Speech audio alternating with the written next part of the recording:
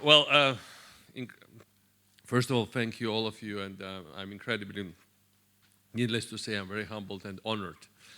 And to be in such a beautiful audience, to be among people who really are the future.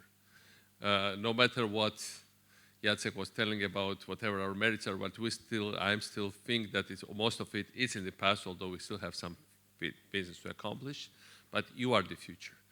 And when I share my things with you, what would be my advice to you as future elites of the most interesting civilization the humanity had ever created?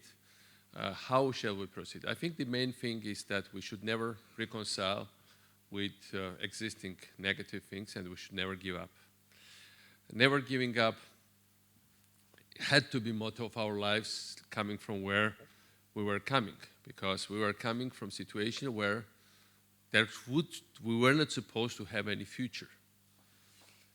You know, we are in much better shape than were Georgian officers that came to Poland in 1920s, when they had basically lost their motherland, and they came to fight a desperate fight together with Polish people and Marshal Pilsudski, which culminated in the end, after decades, into Warsaw Uprising, and many of them are buried in Katyn together with other Poles, in a very desperate situation when Poland, once again, basically lost independence. And Georgia never could even dream at that moment about independence. So in comparison to them, we are in much better situation. When we raised the flag of Europe at my inauguration as president, because sometimes many people will tell you things you are doing are crazy. I think there are people who genuinely are crazy, but there are people who do right things and they tell them they're crazy. And sometimes the truth is in between. And the reality is that when I first raised the European flag at my inauguration and said that this is the future of Georgia, most of the European Union decision makers thought we were crazy. We sang the Ode to Freedom, but there were also other people in Europe who welcomed us, and Jacek was the first man to introduce me to the European Parliament. He came to pick me up at the hotel in Strasbourg, drove me all the way to the podium of the European Parliament, and that was my big first speech to the wider European stage. I never forget that. But the things we were saying, that we want to be part of this great union, we want to be part of these great projects, lots of people have been looking at very skeptically. Then there was war of 2008, all-out invasion. And we show also different sides of Europe. We saw President Sarkozy who tried to mediate, but then he came up with what Russians suggested, basically as a new Munich Accord, where I had to sign with my own hand that I agreed to dismemberment of my country and to loss of its sovereignty. It was Article 6 of that agreement. He comes in and he tells you, you are finished. You know, Putin told me, he looked into my eyes, and he told me that he's going to hang you up by different parts of your body. He definitely means it. And I'm not going to help you. I don't have soldiers to help you. See, Bush abandoned you. So you have to sign it, otherwise you'll be killed. And there were Westerners, my Western friends who were telling me, we still can secure Tbilisi airport. You and members of your government, which are under danger, should maybe be thinking about leaving the country. Or beforehand, maybe you can sign it and then they leave the country. And that are the moments when everybody takes their own decisions. And my decision was that I would never, ever give up. I always remembered that the Georgian government in 1921, when Russians came the same way, just from another direction, they gave up. They left the country thinking, oh, it's temporary and we'll come back. And I'm sure they suffered every day of their remaining long lives by the fact that they gave up at a very important moment. And I said, I'm not repeating this mistake. History should not be repeated. And we stood there till the end, together with hundreds of thousands of the people, together with President Kaczynski, who came, and other European leaders, together with Jacek, and many other friends in Europe that really stood by our side, and Georgian statehood survived. And did basically, many people say that it was beginning of Putin's adventures and advances. I think it was beginning of Putin's demise. Because 4 years later, Putin himself had to admit, and Medvedev had to repeat it many times, we hate Saakashvili, but the reforms they did in Georgia are something to be learned from. For the Russians, these were the people that 4 years ago were saying, I'm dead, Saakashvili is dead, and Georgia is finished. And they were saying 4 years later, well, we have to admit they have achieved something anyway. Even the enemy says this sometimes. And the reason why I'm saying that we are facing a very precarious situation now. Exactly 1 year ago, I was sitting in Warsaw, totally anonymous in some small hotel, trying to gather together with Jacek, MEPs and members of Polish political class to go with me to Kiev, or to go with us to Kiev. I needed them because I had strong suspicion that Yanukovych wouldn't let me in on my own. And Jacek was very good in helping to mobilize all these people, and I met Malgorzata also at the airport at the moment when I came here then, I remember, and with some other friends. And actually we arrived in Kiev, and I was as I suspected, on their blacklist of the airport, but then I arrived and they surrounded me, and this big man, Jacek, covered me with his body so that they wouldn't notice me through the airport lines, and so they sneaked me in. And that was basically very bad, because Boris Tarasuk was on the center of all these events there. And he remembers, and this was a first big delegation of European parliamentarians. Of course, on the way out, they all had to do the same way, because, again, they wouldn't let me out, that we were stuck for almost an hour at small Kiev airport, at Giuliani. But actually, the fact that, and then, of course, we were proclaimed persona non grata, but it's already started to move. And people of Ukraine saw that they had other friends. And then I called my friend John McCain, who still was not on blacklist. And he came 3 weeks later, and he was on his way to some warm south country. I told him, please, go to Ukraine. It's much more important now. It's very cold there, but it's more important. He told me it was best trip in his life, because he saw almost 1 million Ukrainians standing there, and he took the photo with and he tweeted it with his iPhone.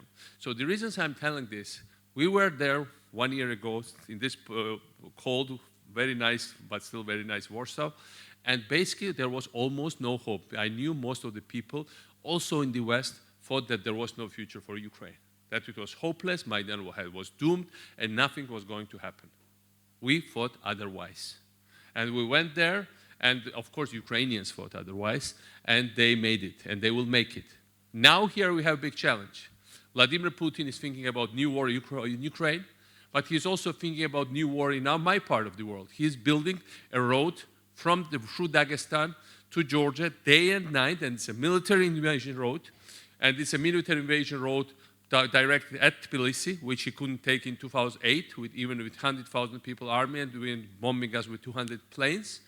He is building this road because it's also a road to invasion to other parts in our region, also to, I think, first target is Azerbaijan potentially, from his standpoint. And he's also talking about other interests directed at Kazakhstan, at Belarus, at Baltic countries. So if you look at his speeches, they are copycats of Hitler's declarations before the Second World War. Well, we are facing this dim reality. But I think this is doomed, because this is a part of much bigger struggle. And the bigger struggle is struggle between modernizing, positive, open-minded forces based on good, and democracy is part of good, freedom of debate and expression is part of good. And the other side, people who think that this is all decadent, and what they incarnate is strongman's power, deceit, lying all the time, this Byzantine, Mongol kind of old-style, old-fashioned thing where words don't mean anything, where you are there just to deceive, to cheat, to intimidate, and to just carry your things through, no matter what is the truth and what are the lies. And these are these two realities. And there are the moments when you think that the forces of evil are prevailing. And there are the moments when you almost think that it's time to give up. Well, but one lesson we learned for all my life, and I think this should be something that I might be sharing with you, we should never do that, because what seems to be absolutely real today, when you are facing somebody who is 100, 200 times more, seems to be more impressive, more scary, more powerful, and almost doomed to win, you always say there is always something that will make them very vulnerable and weak. And that's something is called that you are right, truth is on your side, you are more noble, you are more just, maybe you are more or less numerous, but you certainly are on the right side of history and you're on the right side of the future. And that's what's going to happen. I think we will see that the forces of anti-modernization will fail. There is no way anti-modernization can defeat modernization in today's world because of many tendencies. I think there are also hopeful signs, and I think this very country, Poland, incarnates, which I think is one of the best nations in the world. I always say that, because sometimes Poles are very... I would say if I had not been Georgian, it is the best nation in the world. But with all the people present in these audiences. But I think even you would say, you would agree to that, because what this country stands for as a symbol is freedom and coming back from the cold, coming back from the homelessness, coming back from being doomed, coming back from sliced up all the time and still making it and coming back. It's a biggest comeback story of European and world history, Polish state and Polish success. And we are all inspired by these great comebacks. Because I remember very well, and I'll finish on that, Catherine the Great wrote a letter to the German emperor saying we should never allow Poland to make reforms because we cannot take it back then. That's Putin's motto today. For him, not the me waving rose was a problem. The reforms we did in Georgia was a problem. Because somehow it sneaked out of his attention. He thought that all of us were corrupt, all of us were decadent, all of us were easy to manipulate, all of us were crazy, and could be stopped from doing anything positive and real in life. We're not good for anything. And he failed on the main premise that every human being is weak and evil by definition. That's his main premise. He failed on it, and that's what Georgia stood for. That's why in Ukraine, where I had been offered one of the highest positions in their government, I had to decline it for my own reasons, but I will be part of their reform story anyway in many different forms. Georgia reforms are kind of looked at with hope because that proves that even small, desperately hopeless Georgia could make it big, and in many ways more developed but potentially wealthier and stronger Ukraine can make it as well, for sure, and even much better than us. So there is this thing, there is this hope. That's what Georgia and even with Georgia being temporarily taken over by the people whom you mentioned, I don't lose hope, because I know exactly that this is all the forces of evil. Every comeback of evil is very temporary. It will be shorter and shorter and shorter. And in the end, they will leave us for a long time. So again, I'm staying with you. I'm incredibly honored to take this sword. I know that swords are good when they are applied in real fight. This sword is not going to hang on the wall. We have quite some enemy to combat, and these enemies, as you rightly said, are the knights of darkness. And every knight of freedom, and all of you are knights of freedom. These people, this man there is a very accomplished knight of freedom. This amazing couple is amazingly important friends of ours in that fight of freedom, and there are many of us like this. We will keep sword out, and we will always keep it in battle until this battle brings us ultimately to our final victory. Victory is near. There is no alternative to it, and we will never give up until the last minute when we see that this victory comes to our doorsteps and we finally rejoice it. Thank you.